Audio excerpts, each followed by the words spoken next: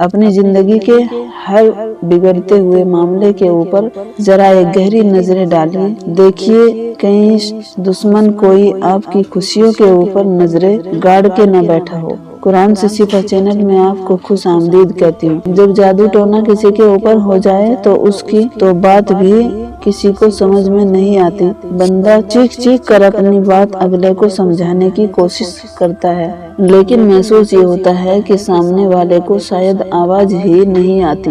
بندہ کوشش کرتے کرتے تھک جائے، مر جائے، لیکن پھر بھی کامیابی نہیں ملتی۔ مزے کی بات تو یہ ہے کہ بظاہر ان سب باتوں کے کوئی وجہ بھی نہیں ملتی۔ جادو ٹونے کا ایک بار یہ بھی ہوتا ہے کہ لوگ اچانک سے ہی بلا وجہ دشمن ہو جاتے ہیں۔ لوگ کچھ اس طرح کے آپ سے ملنا ہی نہیں چاہتے، لوگ ایسے کتراتے ہیں، آپ سے ایسے برابر سے گزر جاتے ہیں جیسے آپ کو شاید پہچانتے ہی نہیں۔ جادو ٹونے کی کچھ علامت اب میں آپ کو بتاؤں گی کہ جادو ٹونا اگر کسی کی زندگی میں آ جائے تو وہ کیسے خوشیوں کو کھا جاتا ہے۔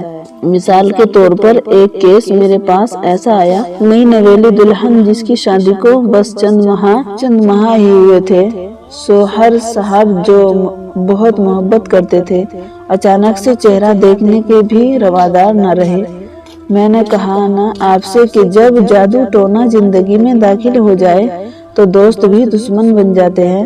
اس لڑکی کا شوہر بھی دراصل دوست ہی تھا، یعنی کہ شادی محبت کی تھی، اور جب یہ شادی ختم ہونے کی در پر تھی تو یہ کیس قرآن سے صفا چینل کے ذریعے میرے پاس آیا۔ کوئی تو ہے انسان جو شیطان کا روپ دھارے ہوئے ان دونوں میاں بیوی کو الگ کرنا چاہتا ہے۔ ہمیشہ یاد رکھیے کہ جب بھی کبھی جادو ٹونا ہوگا تو اس کی علامت بھی لازم ہوگی۔